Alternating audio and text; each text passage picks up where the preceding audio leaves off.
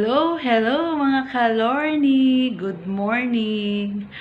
Okay mga kalorni, for our today's vlog po, ang gagawin natin is magre-repot po tayo nung napakalaki naming green velvet alocasia. Actually guys, nabili po namin to siguro mga 3 months ago sa Baguio. Super maliit pa siya. As in, siguro mga isang dangkal lang talaga siya. As in, super maliit lang po talaga siya. So, ngayon, siguro mga 3 or 4 months ago po, ang laki na po ng, ng growth niya. Nagulat kami kasi super laki na ng mga dahon niya.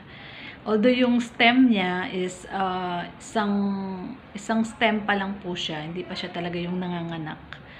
That's why, iriripat po natin siya kasi baka yun po yung kailangan gawin na malagay siya sa malaking container kasi since hindi siya nanganganak.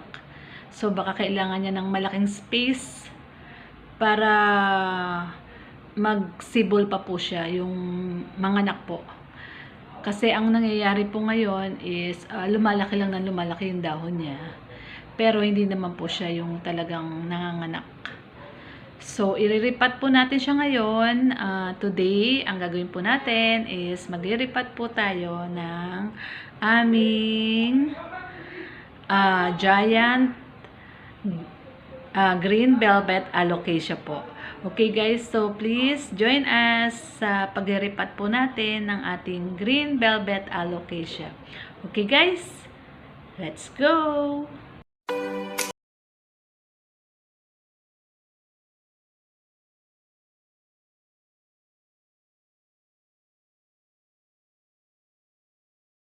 Yung aming green velvet alocasia. Sobrang laki na po niya. So, bali, ang gagawin po namin ngayon, iriripat na po namin siya sa malaking paso kasi sobrang laki na po niya. Yung kanyang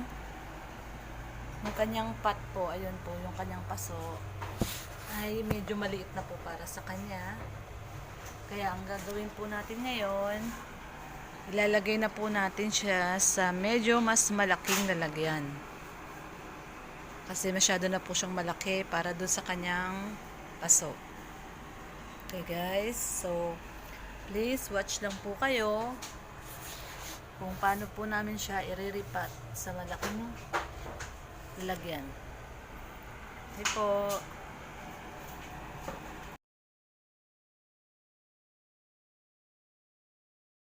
Okay po mga kalorni, ito po, hinugasan na po ni Red, yung gagamitin nating container. Medyo mas malaking container po siya para mas makaalagwa po yung ating green velvet alocasia at makapanganak na po siya ng mga stem pa kasi maliit lang masyado yung paso na ngayon. Okay mga kalorni, ito naman po ngayon, nire-ready po namin ni Red yung soil mix na gagamitin po natin sa pag-repat po natin ng ating green velvet alocasia. So gagawa po tayo ng mixture ng ating soil, combination po to ng loam soil at sinasamahan po natin ng rice hull, yung pong tawag sa Tagalog IPA. So maganda po ito sa ating halaman po, yung IPA. Ihahalo po natin siya sa ating soil mixture po. Para po sa gagamitin po nating i-add po natin na lupa sa ating green velvet alocasia. Medyo tinatanggal po ni Red yung mga iba-iba pa pong nandoon kasi minsan po may bulati po yung soil natin. So kailangan po natin tanggalin yun guys para mas maging healthy po yung ating soil. Number 1 po, lilinisin nyo po yung, isasanitize nyo po yung paglalagyan. Ayun na po siya ngayon. Sobrang malinis na po siya. Nasanitize na po siya. Yung lupa, tinanggalan na po ng mga bulate. So, bali ngayon, ayan na po yung paglalagyan natin ng malaking container. Ito yung malaking container. Diyan natin ililipat yung ating alocasia velvet na napakalaki na po. Tapos, so yung pang base po natin uling. Kaya po uling kasi po yung uling po ay meron po siyang antibacterial components. So yung uling po magandang ilagay po yan na pang base sa halaman para meron po siyang tinatawag na antibacterial po. Yan po, yung lupa, minsan meron po tayong mga bulati dyan. Kaya kailangan po i-check po nyo yung gagamitin yung lupa. Yun po, oh. Ayan, oh. Katulad nyan. Oh. May bulati po siya. So, tatanggalin po natin yung mga bulati kasi yung pong bulati, yan po yung nagkukos po na nagiging stagnant yung ating halaman.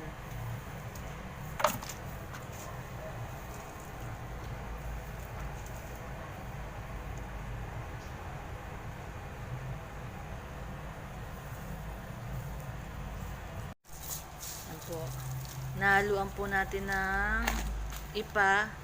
Ang tawag po nila dyan ay, ano yan? Dali? Rice hull? Rice hull. Para gumanda po yung lupa. Talagyan po natin ng, ito po yung ipa. Yung rice hull. Kaya halo natin sa loam soil. Okay guys, mas maraming ipa o rice hull, mas maganda po kasi yung rice hull po hindi po siya masyadong nag-absorb ng tubig. Kaya yung possibility na mabulok yung ugat mas less po. Kaya mas maganda, mas maraming ipa. Okay po mga kalorni. Ayan po, ready na po yung ating soil mix. And prepare na rin po natin yung ating base na may halong ipa and uling. So yan, dinagdagan ni Red ng ipa. Mas maganda po kasi mas maraming ipa yung rice hull. Para nga po maiwasan natin yung tinatawag nating root rot na hindi po tayo mabubulukan ng roots. Kasi pag wala pong ipa, yung may mga soil na mabilis mag-absorb ng tubig, nag-i-stay po yung tubig doon sa soil. So, tendency po talaga, nabubulukan po tayo ng mga ugat sa halaman. So, kung mapapansin nyo po, mas marami po talaga yung ipa. Kasi mas maganda po siya na hindi nag-absorb po ng tubig masyado yung ipa. Kaya, yan po. Yan na po, ready na po. Ilalagay na po natin yung ating mixture sa ating container. And then, siguro pag nasa middle na yung ating soil, lalagyan po natin siya ng ating fertilizer. Ayan po. Sorry guys, medyo maingay yung pusa ng ating kapitbahay. So, lalagyan po natin ng pataba. Ito po yung ating fertilizer na complete. Base. Yan, ilagyan niyo po yung base ng complete. So, ito po yung ating urea.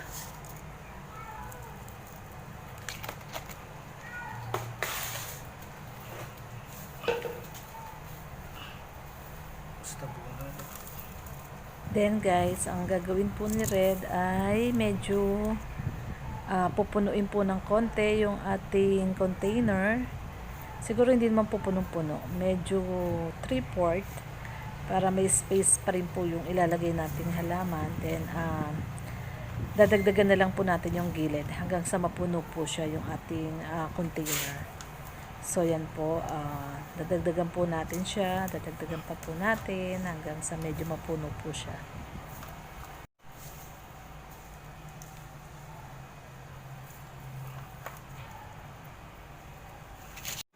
Kunin na po natin yung ating halaman. Napakalaki na po ng dahon niya. Ano po siya guys. So, sobrang laki na niya. Kaya kailangan na dagdagan natin siyang iripat.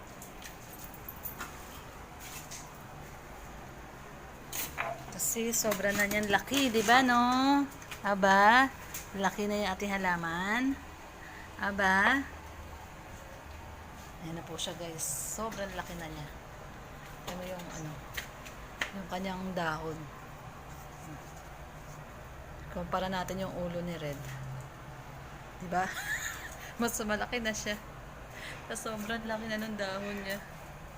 So, iriripat na po natin siya ngayon. Dandan, baka yung ugat, matamaan. Maliit na kasi yung paso niya para sa kanya eh.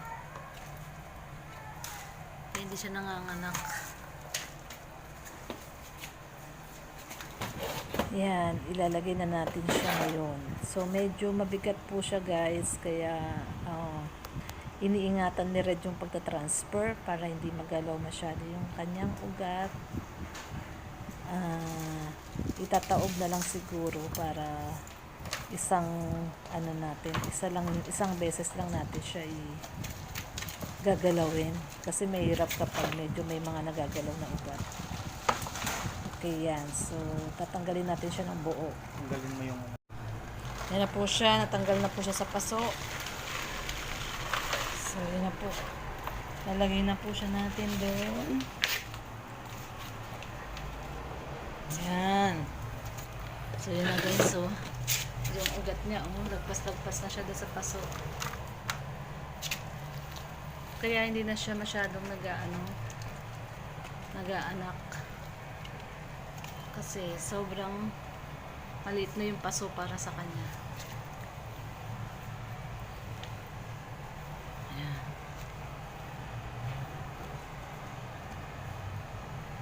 Ngayon, malaki na yung kanyang paso.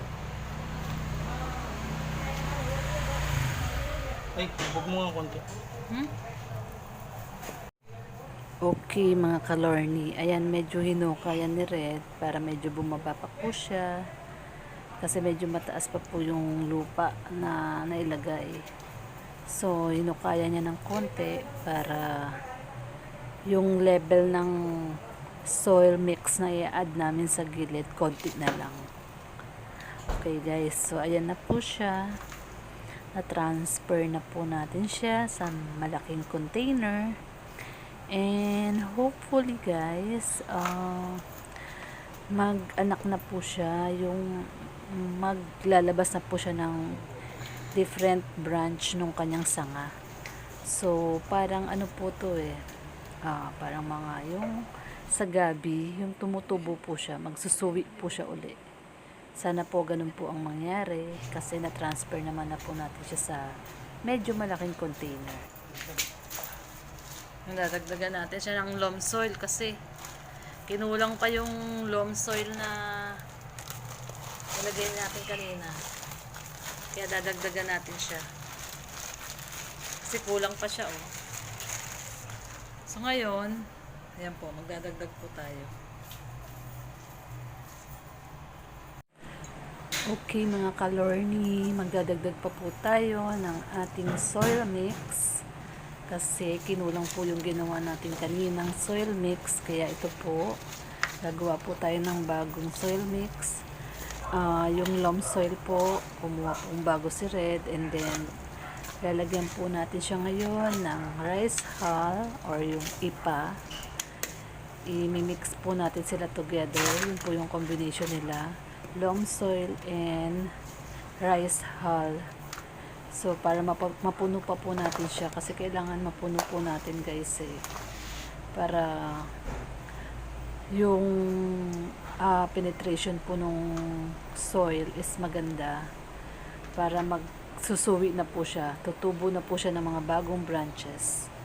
So, may malaking space na po siya and marami na po siyang soil. So, ang tendency po nito is magba-branch out na po siya. Okay guys, so ayan na po ang ating napakaganda at napakalaking giant velvet alocasia repotted sa malaking container. So hopefully guys, magkaroon siya ng bagong branch para dumami pa po siya at meron po kami mabigay sa mga friends po natin. Lalo na po yung friend ko na si Yeye para ma-share po natin siya sa iba. So, hopefully, mag-branch out po talaga siya. Okay guys, so later po, papakita natin sa inyo kung saan po natin siya bagong ilalagay na pwesto kasi kailangan po niya ng bigger space kasi nga masyado na pong malalaki yung kanyang dahon. Yan nyo guys, gaano kalaki yung dahon niya. Oh. Sobrang laki na ng kanyang dahon.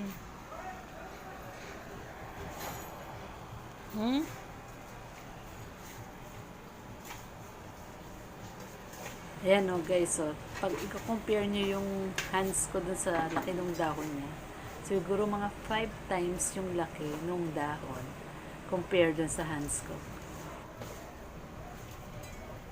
Okay mga kalorni, yan, almost done na po tayo guys.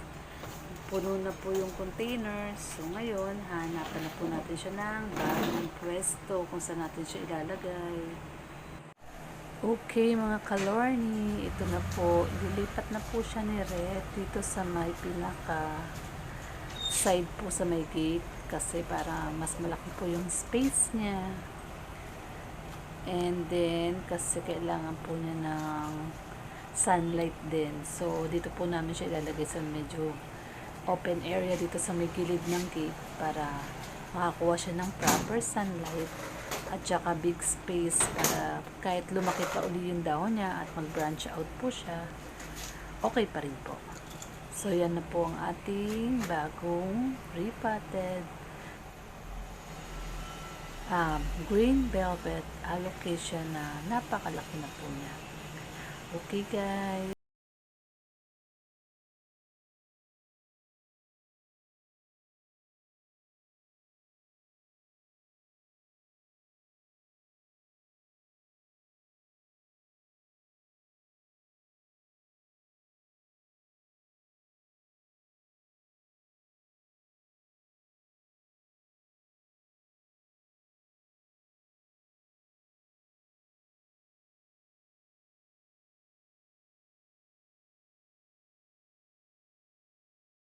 Ngayon naman po, meron po tayong bagong biling green velvet alocasia uli.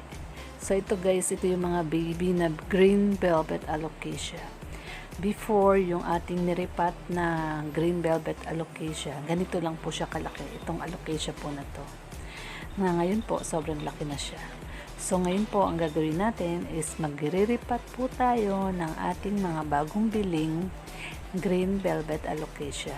Na hopefully guys, sana lumaki rin po siya ng ganun kalaki sa ating giant alocasia po na niripat po natin kanina. So ito po ngayon, dalawa po to na nabili po natin uli sa Quezon City Circle po. Mura lang po namin siya nabili guys. So bali 550 lang po to, isang paso. Natawaran po namin siya. Usually kasi guys, mga 800 po tong ganito na 4 leaves na po siya. So, natawaran naman namin po siya. Kaya ngayon, iriripat po natin siya. Lalagay po natin siya sa malaking paso kasi kailangan lumaki rin po siya ng ganito kalaki. Yan o guys, ganyan po sana. Lumaki rin po siya ng ganyang kalaki. Before po, nung binili namin siya, ganyan lang din po siya kalaki. So ngayon, ayan na po siya ngayon. Ganyang kalaki na siya. So mga 3 months ago po yun or 4 months ago. I think mga 4 months ago po. Yan na po yung kanyang nilaki. So, okay guys. So, join us again para ipakita po sa inyo kung paano po mag-repat ng aming bagong biling green velvet alocasia.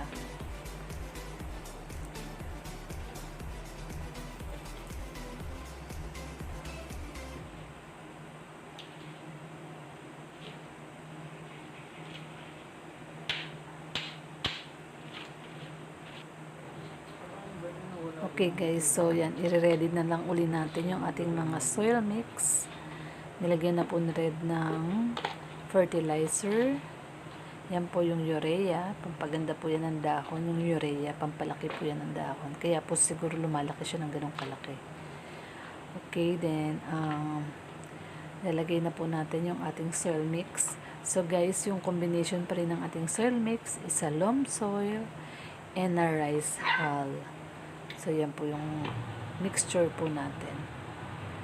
Tapos then, itong isa na to, guys, sinaluan ni Red ng cocoa hash para mas gumanda po siya. Mas maganda po yung ating soil. Lagyan niya po ng cocoa hash. Kasi maganda rin po yung cocoa hash sa soil mix po. Ayan, meron po siyang cocoa hash. And of course, yun po, may cocoa hash. And then, yung ating rice hull or ipa.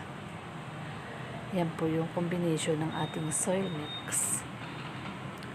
Okay guys, so ito po, maglilipat na po tayo.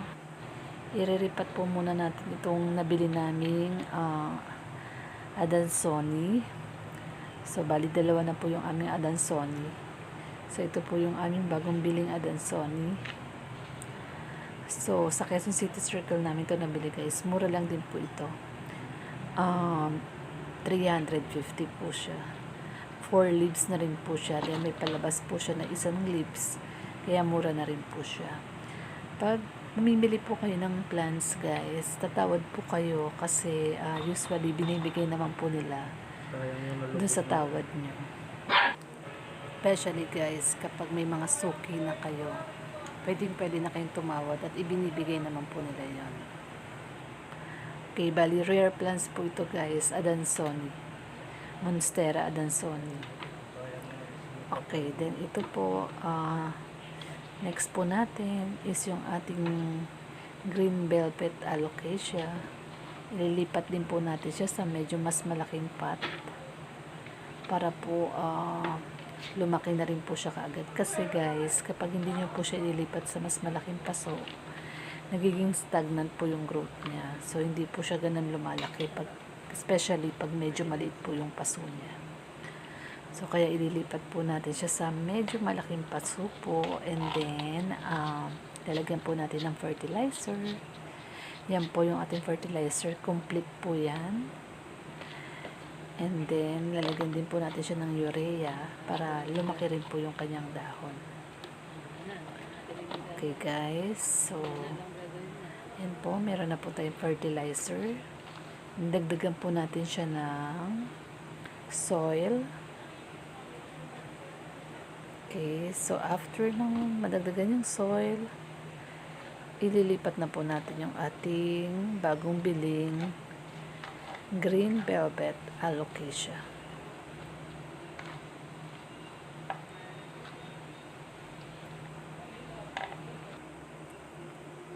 Ayan, okay guys. So, ayan na po. So, ayan. Repotting na po tayo. Ayan na po yung ating green velvet alocasia po.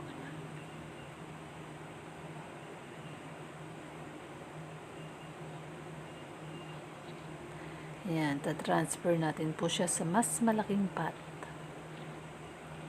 And then, pupunuan na lang po natin yung mga nasa gilid po na space para mapuno po yung ating pot.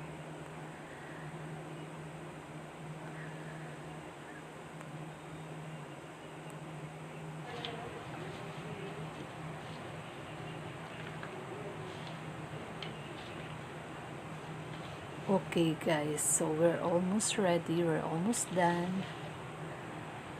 Ito na po yung ating bagong baby green velvet alocasia na hopefully guys, lumaki din po siya ng ganun kalaki sa ating giant green velvet alocasia.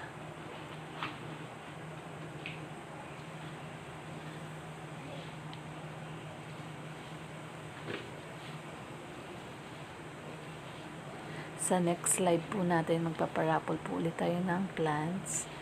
And most likely, ipaparapol po natin tong isang green velvet alocasia po natin. So, siguro ito po yon. Itong niriripat natin ng ngayon na to, ito yung ipaparapol po natin. So, guys, standby po kayo sa ating magiging live.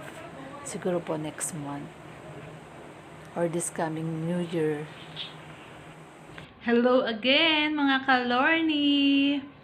Okay guys, if you like this video at may natutunan po tayo kung paano po mag-repat ng giant green velvet alocasia, please guys, paki-like po yung ating video.